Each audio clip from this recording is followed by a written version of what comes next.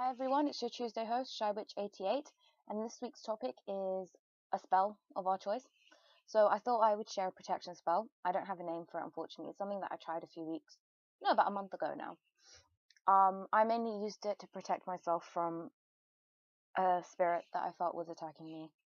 However, this can be used for any form of attack. It's perfect for anyone who likes sort of going into invoking and banishing. Perfect for any spirit work, including spirit boards before and after.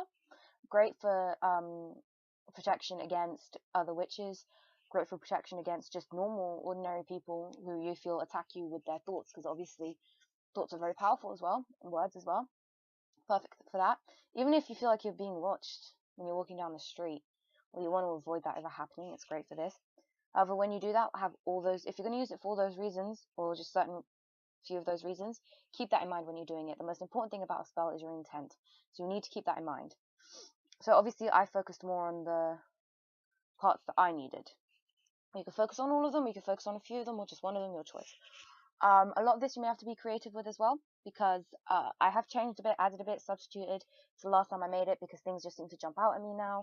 I wanted to add my own sigil instead of using a classic symbol.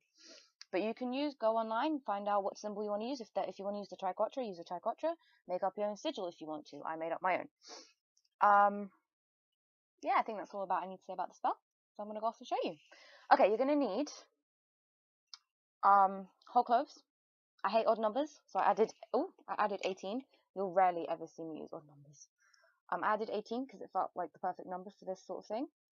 So whole cloves, crush them up if you want, or you can use them whole. You'll see why I crushed mine up though. Pepper, this is one of my new additions. It jumped out to me, so pepper. You can use red chilies as well if you want. I personally don't really want to. Sea salt. You can use table salt. I used table salt the first time, mixed with sea salt because I didn't have enough. A purple candle. This kind of looks browny red. But that's because I don't have a purple one with me at the moment. Purple for me is my favorite color to use for this spell. But this will do just as fine because it's quite dark and quite heavy. And for me, very protective. So it's almost like a burgundy color. And a surface to put it all on, because I put it on the table at first. This is my altar. I don't want to have to take everything off just to clean the cloth. Instead of the cloves, I used nutmeg the first time. I don't have nutmeg, so I'm substituting myself. This candle here is irrelevant to the spell. However, for me, every time I do any sort of working, I like to have a candle lit that has absolutely nothing to do with what I'm doing. It is simply a pure energy. I have reasons for that, but that's, to be honest, I can make a whole video on it, so I'm not going to. I have my working candle lit behind that. Okay, so what you're going to want to do is, you're going to want a piece of paper, not white. I generally don't like using white, although you can if you want to. This is like a pale green. Don't know if you can see that, but yeah. And draw a symbol or a sigil of your choice. Now you can use this, pause it. The only thing that's not going to help is the fact that you don't actually understand the meaning for all the symbols in there. Certain symbols here I've taken, but I've added my own. I've added my own touch. I have my reasoning for certain things in here. There are bits that aren't obvious unless you know. But there you go. Makes it more powerful if you make it up because you know what everything stands for. Okay. So, what you're going to do is, you're going to cut around your symbol. Okay? Like so.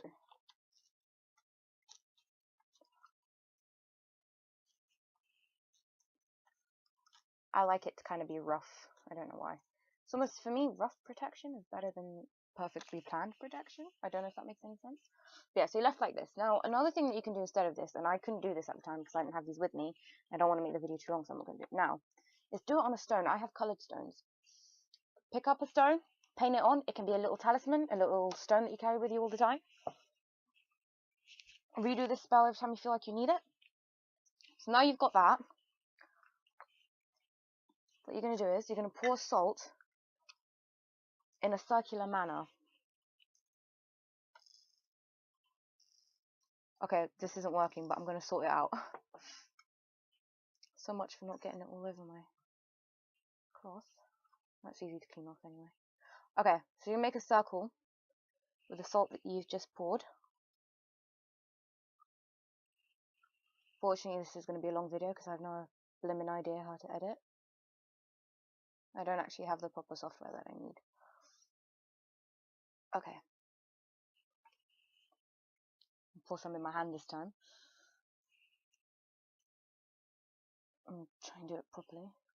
So you can do a circle. I do things in a very odd order. I don't follow a specific order, as you're going to see in a minute, because I'm going to anoint the candle. And some people probably would have done that at the start. I just kind of do it however feels right to me. I'm very freestyle when it comes to these kind of things. Okay, so once you've got a circle that you're happy with, you move on, obviously. Okay, so now that you've got that, you want to put your candle in the middle. Actually, no, you don't. You want to anoint it first. I'm using my La Santísima Muerte oil. As you can see, she's right there. Because this working is quite important to me. It's something that I feel like I need quite a lot. I like to anoint it with her because her energy is quite powerful, I find.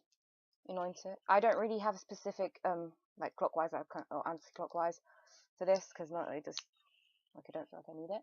With the tea lights, you can also pull them out, so don't be afraid to sort of put it all over the candle.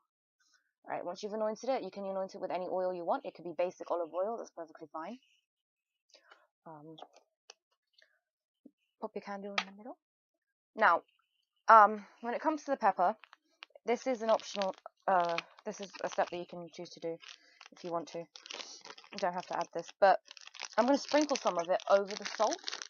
Salt, the reason for salt is very purifying. So if it gets through the layers that you're going to put up with the cloves, it's going to purify everything and anything around you. In a sense, it's the immediate surroundings, the closest surroundings to you. It's the inner circle. The candle represents yourself. Carve in anything you want if you wish to. Don't be afraid. Carve in whatever you feel like. And so yeah, because for me the most important thing is purifying the things closest to you. So if something is incredibly close to you and causing you harm, that's really good to do. Right, now I've crushed my cloves because you're going to draw a circle around the salt. So outside the outer circle. That's why, because I wouldn't have enough whole cloves. And I don't want to do it slowly because I don't want this video to be too long. I mean, it's already hitting 7 minutes, Jesus Christ. Okay. And I really want to do this while on camera, that's why. So, I'm obviously talking, so I'm not really putting much intent into it. But I crushed this off camera, so I did focus my intent on it. Okay. It's getting a bit scary now because I'm running out of cloves. Again, I used nutmeg when I did this. But cloves, I changed it to cloves. They're very protective, very strong smell. Also, they're linked with love. So, they can turn the energies into loving energies, depending on what protection you're needing. Give you a sense of love once the salt has done its job. Pop that down there. Okay, next you're going to... my camera cut off. I'm very sorry about that. But I'm going to light the candle. Say a few words in your head or out loud. I'm not going to be telling you any words, and for that is because I like to encourage people to think by themselves. So please add any words that you feel. I tend to talk to the fire, ask protection from various things, various deities, various ancestors. Do whatever you want. Also, tell the salt its job and the clove. I find that really helps when I first started, and I still use it. Now, when you come to this, you're going to hold it in your hands like this, and you're going to tell it what you want it to do, okay? Its purpose. And you're going to hold it. Be very careful with this, please. Hold it above the fire, that much, okay? I mean it. Don't let it touch it, okay? And that's what happens when it does. I mean, you could see that wasn't even remotely close to it, but that kind of looks cool.